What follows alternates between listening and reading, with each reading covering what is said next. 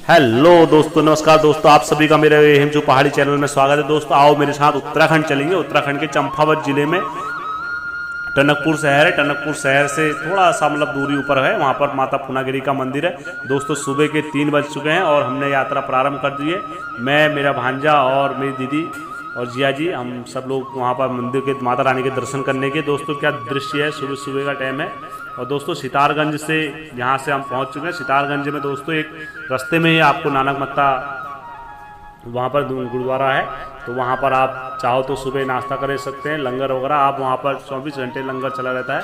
दोस्तों यात्रा के लिए आप भोजन वगैरह की व्यवस्था सब वहाँ पर है और आप नानक मत्ता में भी दर्शन कर सकते हैं। दोस्तों यहाँ पर मछलियाँ भी बड़ी रंग बिरंगी होती हैं और दोस्तों मछलियों को भी आपको देख के बड़ा आनंद आएगा। आप अच्छी मछलियाँ हैं रंग बिरंगी, तो काफ़ी अच्छा लगेगा दोस्तों यहाँ पर भी आपको घूमने में। दोस्तों इससे आगे से थोड़े से और जाओगे तो यहाँ पर एक डैम है जो नानक सागर बोलते हैं। यहाँ पर बीच डैम के बीच में एक गंगा है, उनकी भी एक कहानी है बड़ी। तो दोस्तों उसके बाद नानक सागर के आप यहाँ पर जब घूमोगे पूरा, तो यहाँ पर काफ़ी बढ़िया और आपका मन मोहने वाला दृश्य है। दोस्तों उसके बाद जब यहाँ से आप आगे निकलते हैं तो आप यहाँ पर अपनी फोटो शूट वगैरह जो भी करना चाहो तो रास्ते में ही आपको पड़ेगा सितारगंज में।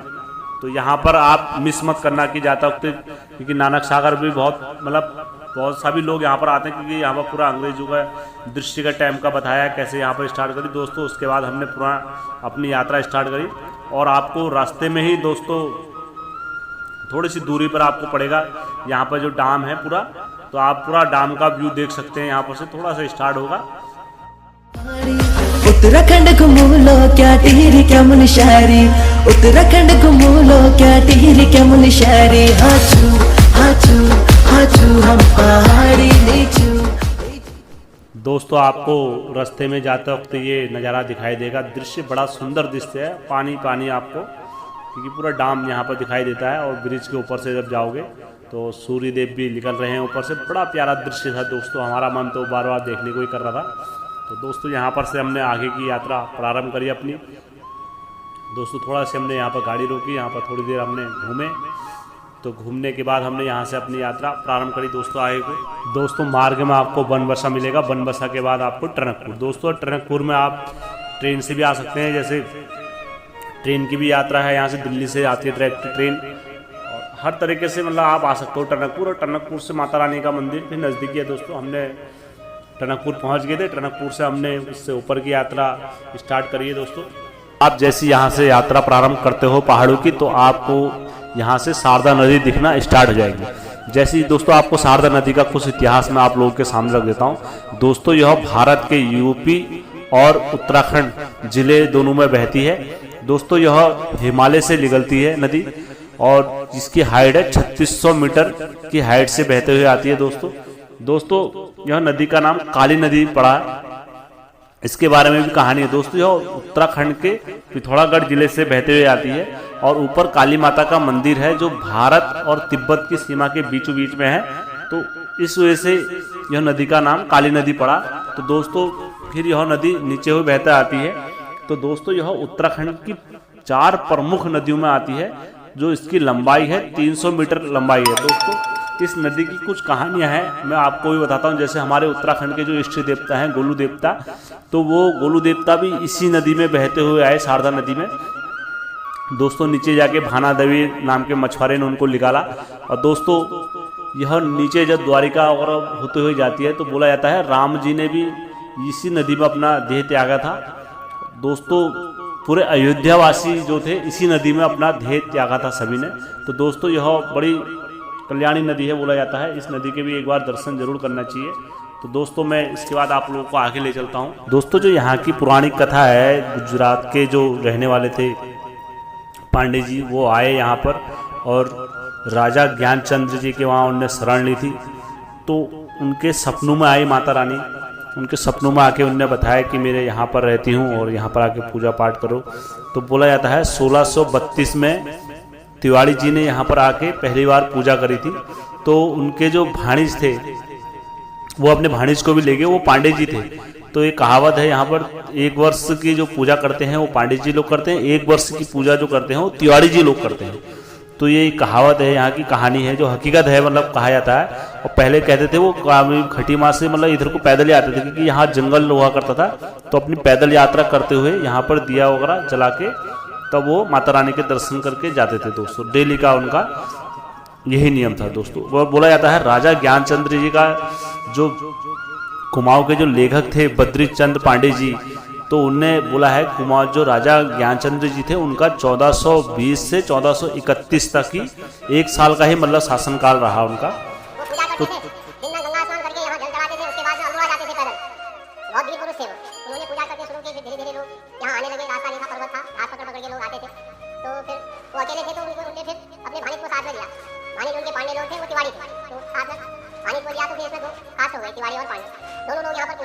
दोस्तों नीचे से माता रानी का प्रसाद ले गए, हमने नीचे से ले लिया था, आप चाहो तो ऊपर से भी ले सकते हैं माता रानी का प्रसाद और नीचे से भी ले सकते हैं आप। तो दोस्तों हमने यहाँ से अपनी यात्रा स्टार्ट करी थी, तो नीचे से हमने प्रसाद लिया और अपनी यात्रा हमने इधर से स्टार्ट करी दोस्तों। वैसे जो बोला जाता है आमतौर पर जो शक्तिपीठ है मानव में, तो वो शक्तिपीठ 51 की गणना बोली गई है, 51 है।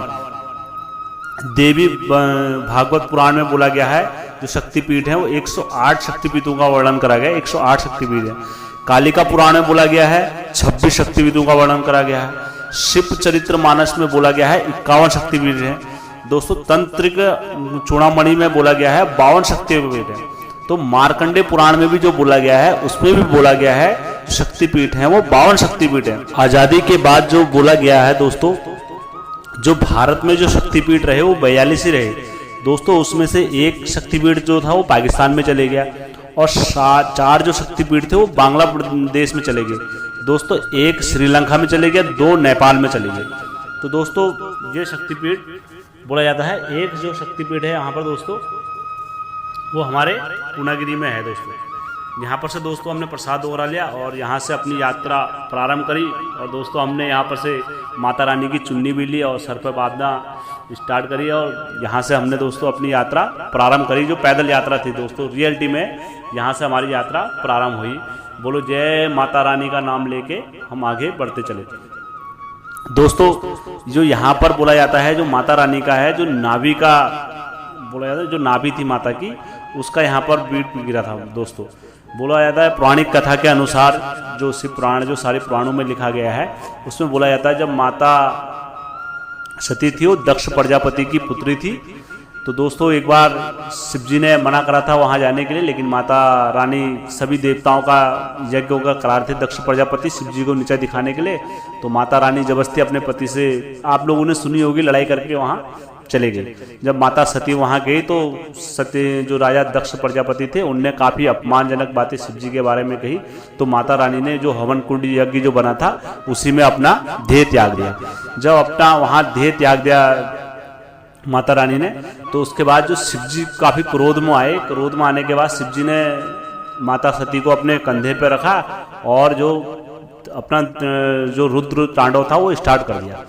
तो दोस्तों एक बाल निकाला तो एक वीरभद्र की उत्पत्ति हुई और दूसरे से क्या नाम कहते हैं माता काली की। तो उनने दक्ष प्रजापति का सबको मारा, आप लोगों ने सुनी होगी दोस्तों। तो जब शिव जी माता सती को लेके अपना तांडव स्टार्ट करने लगे, तो दोस्तों उस बीच में भगवान विष्णु को चिंता हुई कि अगर शिव जी यूं ही नाचते रहे तो पूरी दृष्टि और पूरी तो त्राही त्राही मच जाएगा, पूरे समुद्र तक पूरे आग उगलने लगे थे।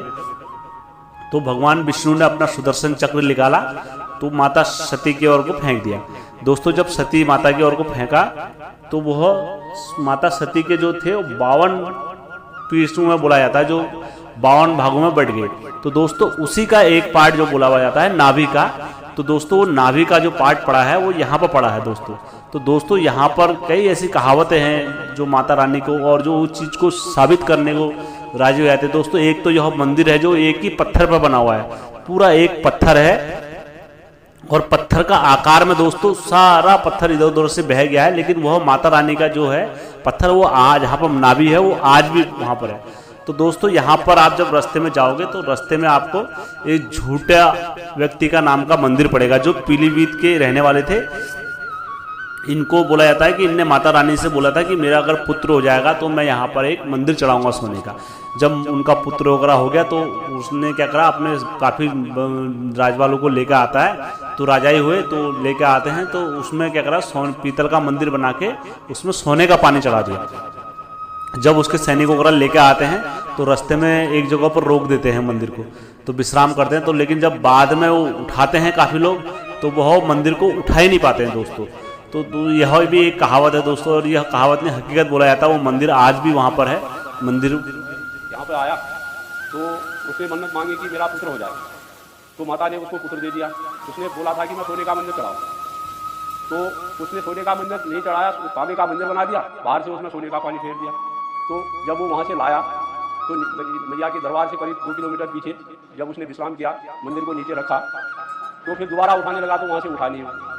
उसको झूठे का मंदिर कहते हैं। दोस्तों मैं रास्ते में आपको कहानी सुनाते हुए चल रहा हूँ क्योंकि आप बोर ना हो, क्योंकि रास्ता बड़ा दृश्य अच्छा है यहाँ पर और काफ़ी मन भावक है। और दोस्तों ये हमारे साथ एक डॉगी भी लगा हुआ था। तो दोस्तों यहाँ पर यात्रियों के लिए रहने की व्यवस्था है, आप जैसे निःशुल्क रह सकते हो। आपको यहाँ रुकने का कोई चार्ज नहीं होगा, लेकिन आप जिस भी धर्मशाला में रुकोगे तो आपको वहाँ पर सुबह उनके वहाँ से प्रसाद देना होता है। चाहे वो 150 से स्टार्ट हो जाता है, 50 रुपये का भी है, 100 रुपये का भी है। तो आप रात्रि में वहाँ रह सकते हैं आराम से, और प्रसाद सुबह लेते आप अपनी यात्रा प्रारंभ कर सकते हो। तो दोस्तों रास्ते में आपको मन मोहने वाले दृश्य मिलेंगे जिसमें आप फोटो वगैरह खींच सकते हैं। दोस्तों दरअसल हम सावन की 1 तारीख को गए थे। तो दोस्तों यहाँ पर उस वक्त श्रद्धालु का जो होता है वो काफ़ी कम आवाजावन रहता है। तो दोस्तों यहाँ पर जो सबसे ज़्यादा जो पर्व का दिन रहता है वो होली के बाद रहता है। दोस्तों जैसी आप होली समाप्त होती है तो होली समाप्त होने के बाद दोस्तों यहाँ पर 3 महीने का मेला लगा जाता है। तो दोस्तों उस मेले में आपको पाँव रखने की जगह नहीं मिलेगी, आपको मंदिर नीचे से ही स्टार्टिंग में आपको लाइन लगानी पड़ेगी। तो दोस्तों आपको कई किलोमीटर तक की आपको भीड़ मिलेगी। तो दोस्तों यहाँ पर श्रद्धालुओं के लिए रास्ते में जगह जगह पर जैसे पानी की सुविधाएं हैं, और जो आपको मतलब रास्ते में आप बोर नहीं हो सकते। आप चाहे ऑफ सीजन में आओ या सीजन में आओ, तो यहाँ पर श्रद्धालु माता रानी की कृपा लगी रहती है। दोस्तों यह सिद्ध बाबा जी का मंदिर है। दोस्तों यह रास्ते में पड़ते हैं क्योंकि मूर्तियाँ बनाई हुई है यहाँ पर श्रद्धालुओं के मनोरंजन के लिए। तो दोस्तों जो बोला जाता है सिद्ध बाबा जी की कहानी है, वो यहाँ पर माता रानी की वो भी पूजा करने आते थे डेली। दोस्तों जो बोला जाता है माता रानी की जो नाभि में पैसा आप डालते थे पहले, तो वह पैसा जो निकलता था वो नेपाल जाके निकलता था, जो नेपाल जाके निकलता था। सिद्ध बाबा का मंदिर जो वहाँ है, तो दोस्तों ये यहाँ से नाभि से जो सीधा कनेक्शन था तो वो सीधा नेपाल पर। तो दोस्तों यहाँ से हमारी यात्रा प्रारंभ हो रही है। तो दोस्तों हमने जो रास्ते में काफ़ी एंजॉय करा, मैं आपको कहानी भी सुना रहा हूँ क्योंकि दोस्तों यहाँ पर रास्ते में आप बोर ना हो, हम भी बोर नहीं हुए क्योंकि हम भी लगातार अपनी कहानी और इधर उधर से काफ़ी दोस्तों नदी हो गया यहाँ से अगर आप देखोगे तो उस साइड से आपको नेपाल दिखना स्टार्ट हो जाता है। और रास्ते में आपको मनोरंजन करने के लिए बच्चे फ़ोटो खींचने के लिए लगे रहते हैं, आदमी भी लगे रहते हैं कि आप फ़ोटो खींच लिए, फ़ोटो खींचिए। तो हमने बोर नहीं हुए दोस्तों, हमने काफ़ी फ़ोटो के खींची यहाँ पर और माता रानी का नाम लेते हुए आगे बढ़ते रहे। और माता रानी की कृपा ऐसी है दोस्तों, बोला जाता है जो यहाँ पर आज भी बोला जाता है कि माता रानी के वहाँ पर रात के 12 बजे शेर आता है डेली दर्शन करने के लिए, और माता रानी के दर्शन करके वो चले जाता है। पता नहीं कहाँ से आता है, क्या आता है, ऐसी मतलब बोला जाता है माता रानी के दर्शन करने के लिए आता है। तो दोस्तों यहाँ पर जो हमने प्रसाद वगैरह लिया था, तो इधर उधर से काफ़ी बंदर लोग भी देख रहे थे प्रसाद को कि छीनने की तैयारी थी। तो दोस्तों हम बचाते हुए सबको, हमारी भांजी ने प्रसाद को ऐसा कीट रखा था कोई प्रसाद ले जाएगा तो कोई नहीं ले जा सकता, मतलब छीन के, इस तरीके से कीट के रखा था दोस्तों। तो दोस्तों हमारी यात्रा यहाँ से हम चलते हुए जा रहे हैं। दोस्तों हमारे यहाँ से जो यात्रा गैरिल के अंदर आ गए हैं दोस्तों, यहाँ पर सेफ्टी के जो लगे हुए हैं, सेफ्टी के साधन भी लगे हुए हैं क्योंकि यहाँ से जो यात्रा स्टार्ट है वो दोस्तों एक पत्थर है, तो जो मंदिर है पूरा पत्थर के ऊपर टिका हुआ है। तो दोस्तों वह पत्थर पर मंदिर टिका हुआ है, तो उस वजह से जो मंदिर की जो झुका हुआ है मंदिर, वो भी आधा उधर साइड को झुका हुआ है। तो दोस्तों यहाँ की कानून व्यवस्था जो प्रशासन है उनने काफ़ी सेफ्टी के यहाँ पर उच्च कदम उठाए गए हैं। और बोला गया है हर तरीके से श्रद्धालु को और जो यात्री बाहर से आते हैं उनके लिए हर तरीके से सुविधा रखी गई है कि यहाँ पर जो बाहर से टूरिस्ट लोग आते हैं उनको कोई चीज़ का दिक्कत और कोई चीज़ की परेशानी मंदिर में ना हो जाए, इस चीज़ का विशेष रूप से ध्यान रखा जाता है। दोस्तों हमारी भांजी ने प्रसाद ऐसे पकड़ा हुआ है कि बंदर के डर के मारे। तो दोस्तों जय माता की बोलते जाओ और आगे बढ़ते जाओ, ये मंत्र है दोस्तों पहाड़ी में चढ़ने का। तो दोस्तों हम भी जय माता की बोलते जा रहे थे और एक एक सीढ़ी चढ़ते जा रहे थे। तो दोस्तों यहाँ पर पहले जो था यहाँ पर नागा बाबा रहते थे, तो वो काफ़ी नागा बाबा इधर उधर हर जगह तपस्या करते हुए दिखते थे। तो दोस्तों जब यहाँ पर आवागमन पब्लिक का ज़्यादा हो गया तो काफ़ी भक्त और श्रद्धालु लोग आए यहाँ पर। दोस्तों यहाँ दृश्य भी देखो कितना शानदार है। तो दोस्तों यहाँ पर भक्त लोग काफ़ी आए, तो फिर नागा बाबा लोगों को जो था वो एकांत में रहते थे। एकांत में रहने के वजह से नागा बाबा यहाँ से सभी नागा बाबा चले गए। तो जब से भी नागा बाबा यहाँ नहीं रहते। तो दोस्तों हम मंदिर के काफ़ी निकट आ गए हैं और यहाँ पर से दोस्तों काफ़ी परेशानी है, खड़ी चढ़ाई है। एक माता रानी जो काफ़ी वृद्ध थी, तो दोस्तों वो भी पहाड़ी में चढ़ते हुए आ रही थी माता रानी, और अकेला ही उनको साहस को देख के दोस्तों हम पर भी बड़ा साहस आया कि इस उम्र में माता रानी इतनी पहाड़ी चढ़ के आ रही है। तो दोस्तों यहाँ का जो व्यू था बड़ा शानदार था। यहाँ से पूरा खटीमा दिख रहा था, पूरा इधर साइड से। और ये दोस्तों ये नदी कितनी सुंदर लग रही है यहाँ से बहते हुए। और हमारे जीजा जी भी काफ़ी थक चुके थे। और दोस्तों मैं अपनी फोटो वगैरह खींचने में काफ़ी इंजॉय। दोस्तों देखो कितना शानदार दृश्य है और हवा इतनी प्यारी चल रही है। दोस्तों ऐसा लग रहा था कि हम ऊपर टॉप में आ गए। दोस्तों जब यहाँ से बादल वगैरह आते हैं ना तो वो भी बड़े शानदार लगते हैं बादल वगैरह। तो दोस्तों अब हम मंदिर का प्रवेश में आ चुके हैं। दोस्तों यहाँ से थोड़ी सी दूर है मंदिर, जो माता रानी का भवन है। तो दोस्तों ये घंटे वगैरह यहाँ पर सब चीज़ चढ़ाए रहते हैं माता रानी के लिए।